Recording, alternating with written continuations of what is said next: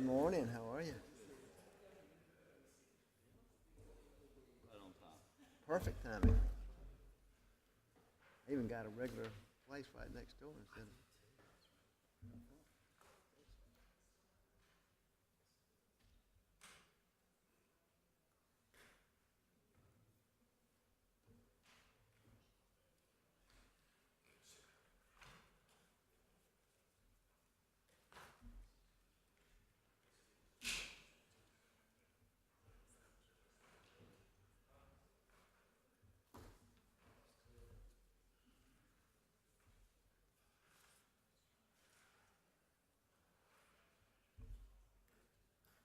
Got a minute. We'll wait.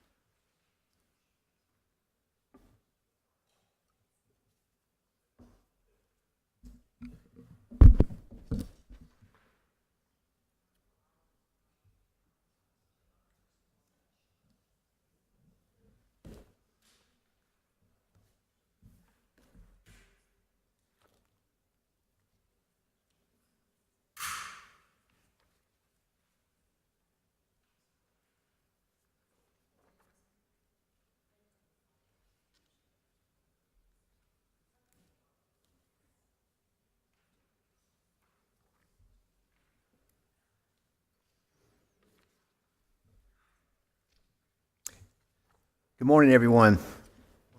Welcome to the September 11th, 2018 City of Columbia Board of Zoning Appeals meeting. I'm Chuck Sally, and I serve as chair of the board, and at this time I'd like to introduce other members of the board. To my far left is Reggie McKnight, to my immediate left is Gene Deakins, and then to my immediate right, Josh Speed, and followed by Gina Stevens, and on the very end, George Schaefer. I'd also like to introduce the staff that will assist the board during the meeting. Rachel Bailey, the zoning administrator, and Hope Hasty, the assistant zoning administrator. Also assisting today will be Andrea Wolf, the land use coordinator.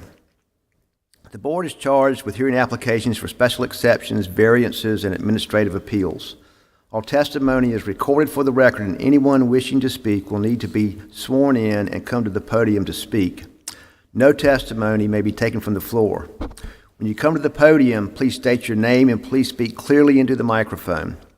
Because this meeting is being recorded, applicants with cases before the board are allotted a presentation time of 10 minutes.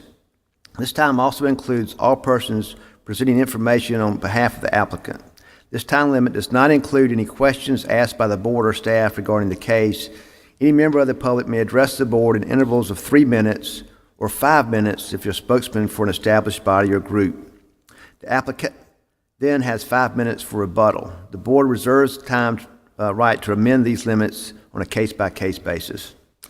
Those of you who plan to speak must be sworn, and if you are here as an applicant or here to speak in any case, please stand at this time and raise your right hand.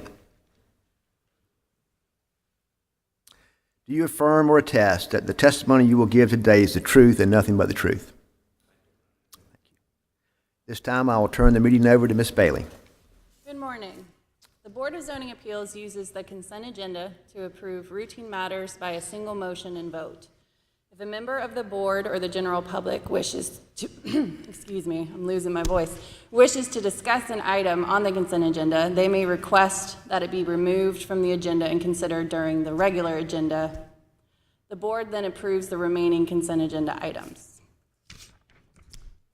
On the consent agenda today, we have the approval of the August 14th, 2018 minutes.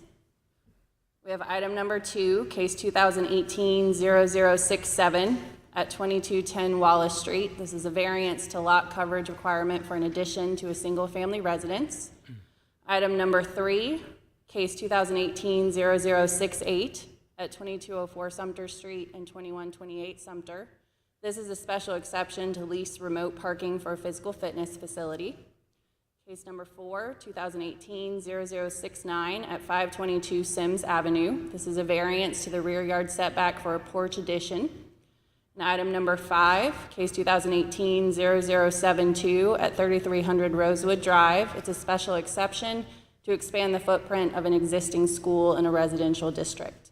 If anyone wishes to discuss any of the items on the consent agenda, please let us know now. Does anyone in the audience want any of these items removed from the consent agenda?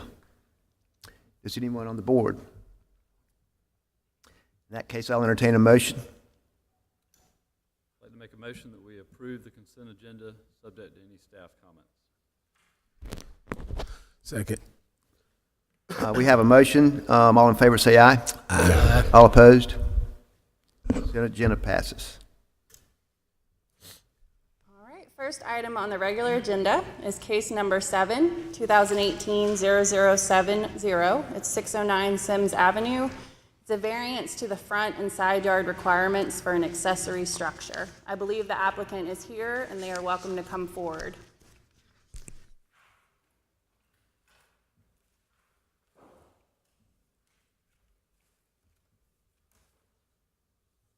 Good morning.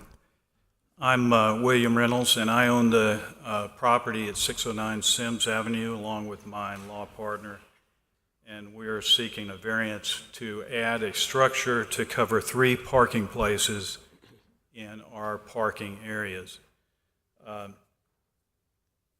I've handed out, or I've given you some color photos that show the area in question. And if you'd allow me to orient you, north is sort of toward the top of the page here with Divine Street up in the right-hand corner. 609, the building, is the red brick building here, and we own the parking lot directly in front, as well as the parking lot to the left, all the way up to Eggs Up Grill. And we are asking to have a covered structure for parking in the places where you see the little silver car against Eggs Up Grill, the back of the building there, for 3 reasons.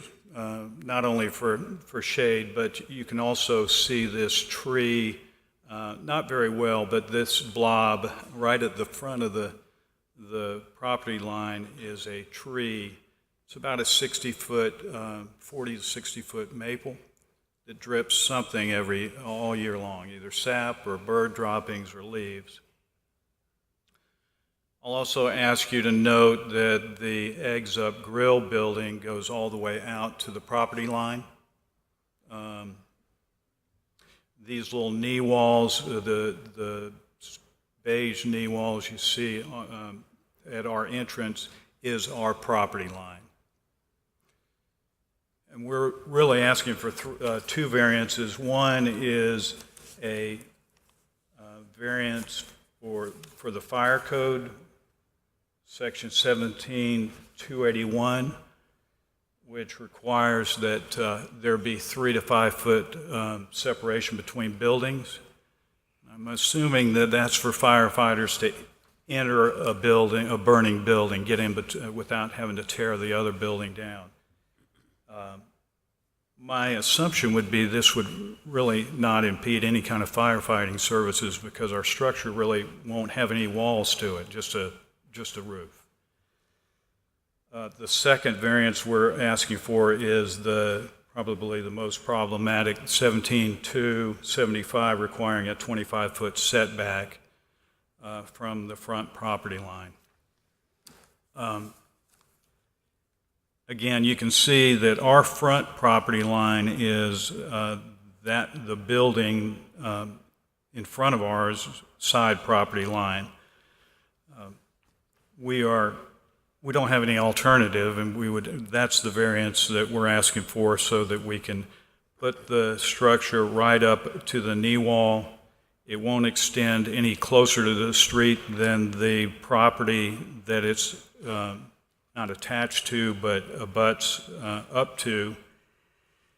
And I think you can see that it's aesthetically, it's not any, with a tasteful structure, won't be any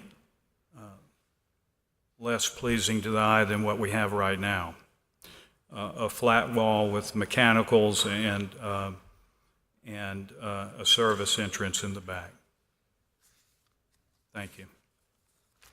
Bill, while you're there, would you mind just quickly going through, do you have your response, your application handy? Yes, Could we kind of just go through those six requirements specifically? I think you've addressed most of them, and just wanted to make sure we had it in the record. Describe the extraordinary and exceptional conditions such as size, shape, topography, et cetera, that pertain to the subject property. I think you've explained about where the parking places are and the reason why you want the shelter there specifically. And so there's really no other place to put them. There's really no alternative, as you can see in the picture that what we're trying to do is protect those 3 parking spaces from things falling out of the tree, and add a little shade to that area. It wouldn't make sense to put it anywhere else. I will say that the entrance to the right parking lot, if you're looking from the street, has a easement to get to the dumpster. And so we can't put anything there that would obstruct that easement. And this structure would be designed so it doesn't obstruct that easement.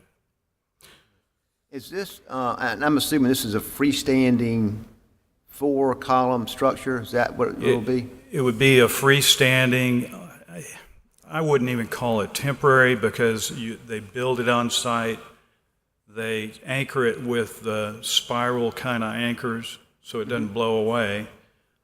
It's a metal with a structure with a corrugated roof. We're looking at something, we're planning on putting a forest green cover to it, which matches the Charleston green that Eggs Up has on their structure, which we want to add something to the neighborhood.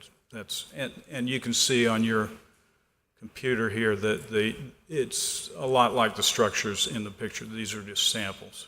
Gotcha. Okay. And describe how the conditions noted above do not generally apply to other properties or structures in the vicinity.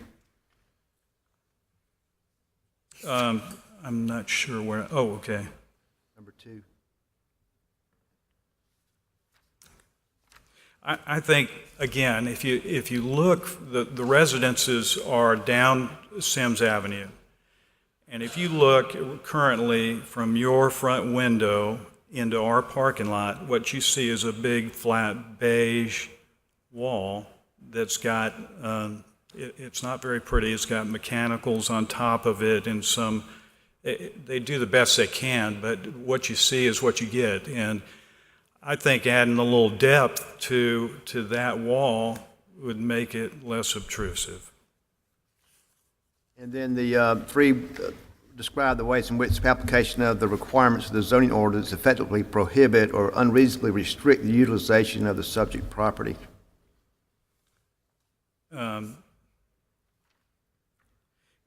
We can't do what we want to if we use the 25-foot setback. We simply, it's impossible to. We wouldn't be able to do that. So. Right. And then describe the ways in which granting of the variance will not be a substantial detriment to the adjacent property or to the public good. Additionally, in what ways will granting the variance not harm the character of the district? Yeah. And again, our purpose is not to put anything that would be obtrusive to the neighborhood. It would be, it would hopefully blend into the wall and give it some depth, and I think make it look a little bit better back there. And number 5, is this variance request a minimum necessary? Yes. I think that's been well stated. And explain how your proposal is in harmony with the purpose and intent of the zoning ordinance and will not be injurious to the neighborhood or otherwise detrimental to the public welfare. Again, what we were trying to do when we chose the installer was we chose one that would not just put a silver roof on the thing. The color actually, you don't have the color chart, but it's a forest green for the roof and with beige trim that will just go with the wall. Sure, if your wife approved it, it's going to look really nice. She did approve. Thank you very much. Is anyone here to speak in favor or against this application?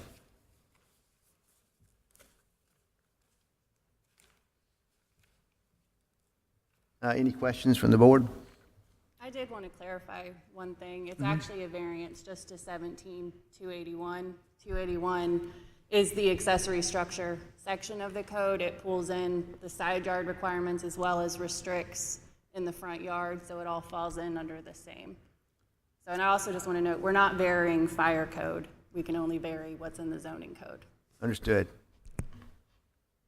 Appreciate your bringing that up. Was there any other comments, Rachel, in the in your that we need to be aware of on the application? No, but if you have any questions, I can touch on those.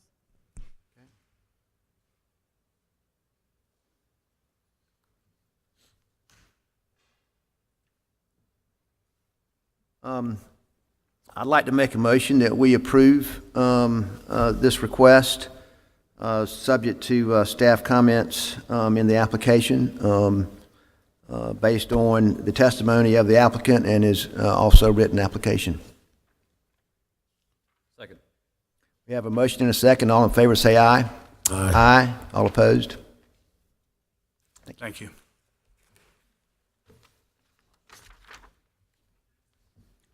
The final item on the agenda is item number 8, case 2018-0071. This is for 3300 Rosewood, 3226 Rosewood, and 2115 South Ravenel. This is a variance to the off-street parking requirement for an elementary school. I believe that applicant is here. They're welcome to come forward.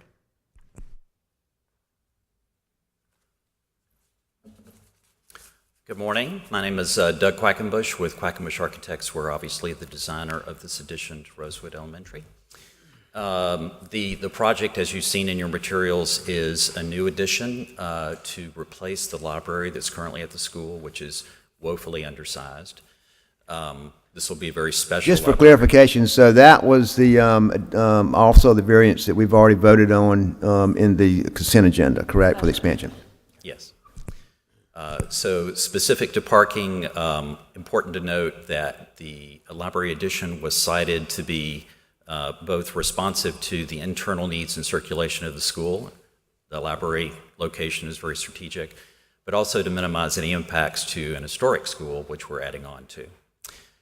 The existing parking counts on site are 28 plus 6, 28 in the parking lot in question, plus 6 parking spaces along the bus loop at the rear of the school.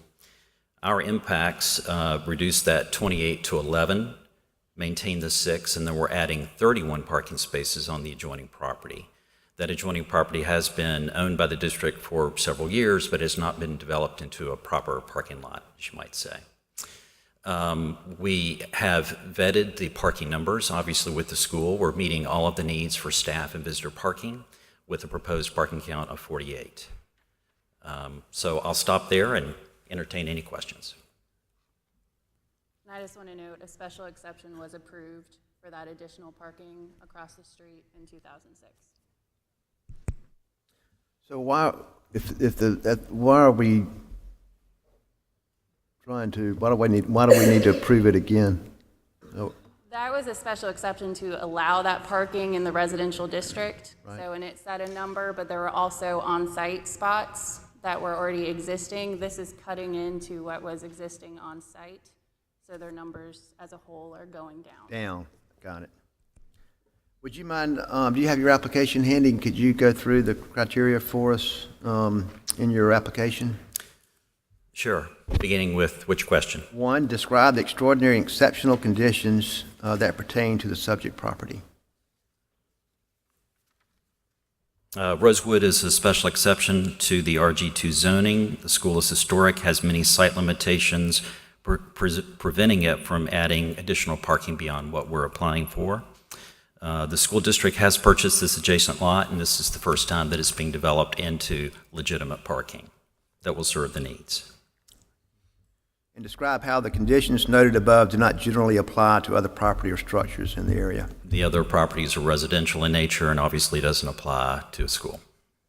Number 3, describe the ways in which the application of the requirement of the zoning ordinance effectively prohibit or unreasonably restrict the utilization of the subject property. Rosewood is an historic school. The placement of the addition has to be strategic for the reasons that I noted. And number 4, describe the ways in which granting of the variance will not be of substantial detriment to adjacent property or to the public good. Additionally, in what ways will the granting of the variance not harm the character of the district? As I mentioned, we've surveyed the school to make sure that we're going to have adequate parking spaces for both staff and visitors. That's a very predictable number, as you can imagine, and that's accommodated with the proposed number of parking spaces. Perfect. And then 5, then the variance request is the variance request the minimum necessary? Yes, it is. Explain how your proposal is in harmony with the purpose and intent of the zoning ordinance and will not be injurious to the neighborhood or otherwise detrimental to the public welfare. We're certainly developing the new parcel into permanent parking, respecting all of the current zoning regulations related to landscape. It will be heavily buffered. It's already currently informally in use as a parking lot anyway, so this will be an enhancement to the neighborhood. Thank you very much. Is anyone else in the audience here to speak in favor or against this application? Are there any questions from the board? I have a quick question.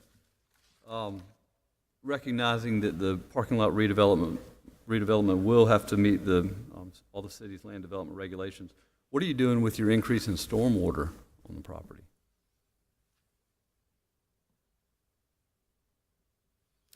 I don't have my civil engineer here to answer that question. I'm sorry, but I know it has been vetted by staff. I just don't have the answer immediately. Didn't see it on the site plan, but Yeah. I'm okay with it because I know that it will work out, and I'm just curious because doesn't look like there's any room reserved for it, and Yeah. it's going to be some Is that sort of a detention in the significant back of that site plan, or is that? So they can't go towards Rosewood because that's a DOT roadway. Staff will be reviewing, because that parking lot was approved in '06. It was just some of the conditions of that approval were not brought to what they were to be. So with this, it's tying back to that and pulling in. So staff has reviewed in '06 and will review again. And Gene, my guess, I'm sorry, Rachel, my guess now that I'm just thinking it through is that we do have underground detention for that. That's likely the That solution. would be reasonable and good. Yeah, looks like that's what they'll have to do. Just a thought. Yep. Just curiosity. Any other questions from the board? I'd like to make a motion that we approve this request based on the applicant's testimony and his written application, subject to any comments by staff. Second. A motion and a second. All in favor say aye. Aye. All opposed? Motion carries. And there's no other business today. Okay. We are adjourned early. I know, right? Did anyone make a motion? Good luck, man. Let me make a motion that we adjourn. I think we approved yours. It was a consent agenda. I second.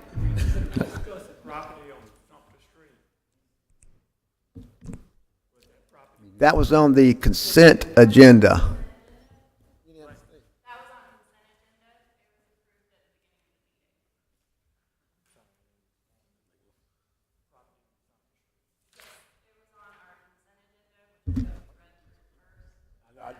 Gee, me too, man.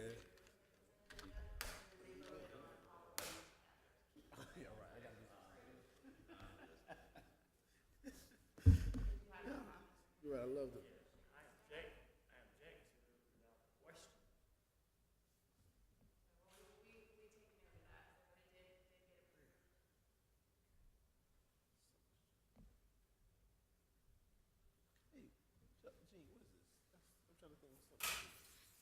Sorry about that.